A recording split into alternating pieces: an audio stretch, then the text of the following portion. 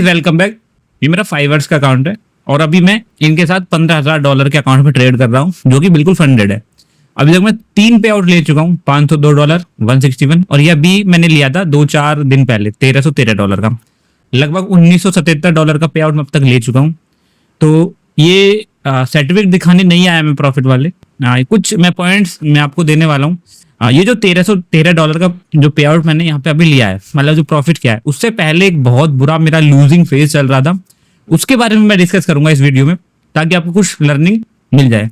Easy लगता है prof हमको ट्रेड करना, बट इजी नहीं है। तो वही कुछ पॉइंट्स मैं आपसे शेयर करूंगा ताकि आपकी साइकोलॉजी बेटर हो जाए।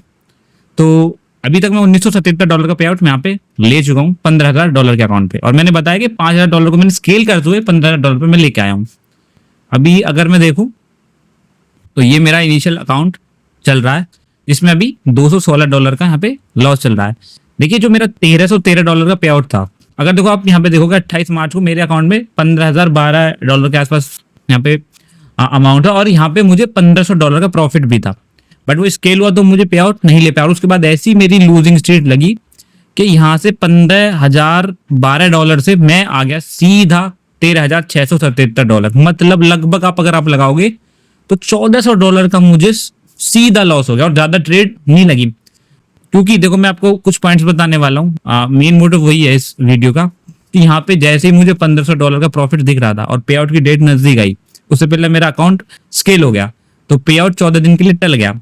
अब यहाँ पे क्या हुआ, मैं इतना ज्यादा ओवर कॉन्फिडेंस में आ गया, इतना ज्यादा ओवर कॉन्फिडेंस मुझे हो गया कि मुझसे बड़ा तो कोई 30 मार का है ही नहीं, और ऐसा लूजिंग स्ट्रीक आया। देखिए जो लूजिंग स्ट्रीक आता है, लोग बोलते हैं कि आपकी स्ट्रेटेजी वर्क नहीं करती, इस तरीके से कुछ जस्टिफिकेशन दिया जाता है जब उनकी लूजिंग स्ट्रीक आती है। बट मैं बताऊं कि कोई डाउट नहीं है कि लूजिंग स्ट्रीक आएगी, बट अगर आपका रिस्क मैनेजमेंट अच्छा है और जब आपको लग रहा है कि मेरी बैक टू बैक ट्रेड्स के एसएल जा रहे हैं, तो यहाँ पे आपको क्वांटिटी कम करनी है। बहुत छोटे छोटे स्टेप्स हैं वो आपको यहाँ पे उठाने हैं, और लोग नहीं उठा पाते, और इस पूरे लूजिंग स्टिक में मैं भी नहीं उठा पाया। और इवन क्या हो गया, क्या मैंने जैसे मेरे लॉस स्टॉप लॉस जा रहे हैं तो मैं क्वांटिटी बढ़ा रहा हूँ, जबकि मुझे क्वांटिटी कम करनी है, और मरता क्या नहीं करता, $1,500 से जब मैं $1,400 के लॉस पे आ गया, जो मेरा पूरा प्रॉफिट चला गया, तब मुझे अकेला आई कि यहाँ पे तुम कर क्या रहे हो, मैं कर क्या रहा हूँ, एक्चुअल में मैं कर क्या रहा हूँ। तब मुझे समझ में आया।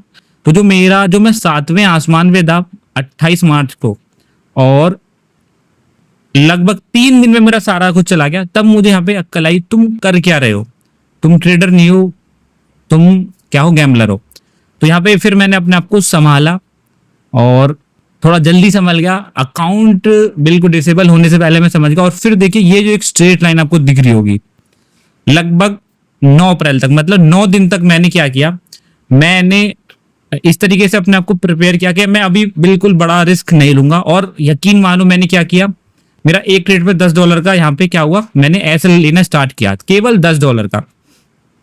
और मैंने ये सोचा कि जब तक मैं इस $13,702 को लगभग यहाँ पे $800 या $850, मतलब $10 के रिस्क लेके मैं जब तक $150 या $200 का प्रॉफिट नहीं कर लूंगा, मैं यहाँ पे अपनी क्वांटिटी नहीं बढ़ाऊंगा। और लगभग 9 दिन तक मैंने ऐसे ही ट्रेड किया, 9 $10 का एसएल लिया, बहुत छोटा छोटा एसएल लिया, टारगेट 1:2 1:3 टाइप के लिए। और यहाँ पे अप्रैल 9 को मैंने यहाँ पे लगभग आप देखोगे तो $600 का प्रॉफिट ले लिया था, छोटी छोटी ट्रेड्स। उसके बाद एक और लूजिंग फेज आया, ये वाला 9 अप्रैल से लेके 10 अप्रैल, मतलब 2 दिन का लूजिंग फेज आया।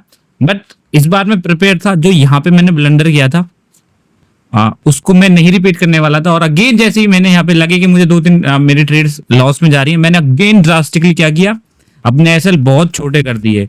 जहां पे जब मुझे कॉन्फिडेंस आया था तभी मेरे एसएल जाने लगे, तो फिर से मैं अपना $20-30 के एसएल लेने लग गया।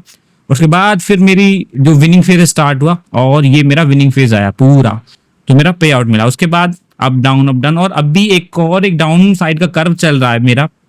बट इस बार मैं कोई ब्लंडर नहीं करूंगा, मैं अगेन मंडे से पूरे अपने जो एसएल उनको बहुत छोटा कर दूंगा। इस पूरे फेज में मैं $100-150 का यहाँ पे एसएल ले रहा था, बट अभी जैसे मुझे $200 का यहाँ पे लॉस दिख रहा है, तो मुझे कैसे भी करके ये प्रोटेक्ट करना है।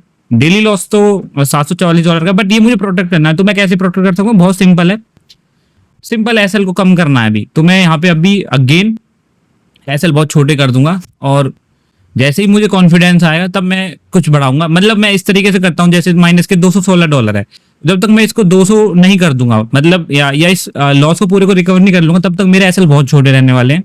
और जब मैं $200 या मतलब इसको, मेरे जो लॉस है इसको मैं जीरो कर दूंगा, तब मैं अगेन अपना जो मेरी नॉर्मल ट्रेडिंग स्ट्रेटेजी है उसको मैं यूज करने लग जाऊंगा अपने रिस्क मैनेजमेंट के अकॉर्डिंग, और फिर से मैं करूंगा। बट जब तक अगर मुझे लग रहा है कि नहीं हो पा रहा, नहीं ठीक हो पा रहा, तो मैं एसएल कम कर दूंगा।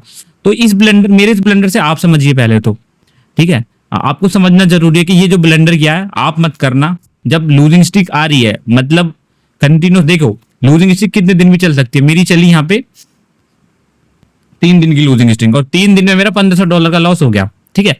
और लगभग $15,000 के अकाउंट पे लगभग मेरा $1500 का लॉस हुआ, ठीक है। तो लूजिंग स्टिक इससे लंबी भी चल सकती है, 1 महीने तक भी चल सकती है। आप ऐसे सोचो, अगर $15,000 के अकाउंट पे अगर 1 महीने लूजिंग स्टिक चल गई तो क्या बचेगा? कुछ नहीं बचेगा। बट अगर आपने रिस्क को मैनेज कर लिया तो सब कुछ बचेगा। तो कहने का मतलब मेरा ये है, अगर आपके बैक टू बैक एसएल जा रहे हैं, 2-3-4 एसएल चले गए, भाई पॉज लीजिए, बिल्कुल एसएल कम कर दीजिए, बहुत छोटे एसएल कर दीजिए, $10 $20। थोड़ा सा कॉन्फिडेंस गेन कीजिए, क्या पता कहीं लैग कर रहे हो आप, या आप ओवर कॉन्फिडेंस में। मैं तो अपना क्लियर कट यहाँ पे बोलूंगा, इस पॉइंट पे मैं बहुत ज्यादा ओवर कॉन्फिडेंस में था, हवा में उड़ रहा था, तो मुझे यहाँ पे लात पड़ी। वो लात आपको ना पड़े, क्या करना है? एसएल छोटे कर देने, सिंपल। कंटिन्यूस पे आउट आप ले पाओगे। तो यही इस वीडियो की सीख थी। अगर लूजिंग स्टिक आ रही है तो अपने एसएल को छोटा कर दो, कोई इशू नहीं है। वीडियो कैसा लगा जरूर बताना, और चैनल को सब्सक्राइब कर लो, ऐसे ही वीडियो मिलेंगे आपको। और हम ज्यादा फोकस करते हैं अपनी साइकोलॉजी पे। प्राइस एक्शन अलग बात है, प्राइस एक्शन तो फॉलो करते हैं, बट हमारा पूरा फोकस रहता है साइकोलॉजी पे। तो साइकोलॉजी से रिलेटेड वीडियो अगर आपको पानी है तो आप हमारे चैनल को सब्सक्राइब कर सकते हो।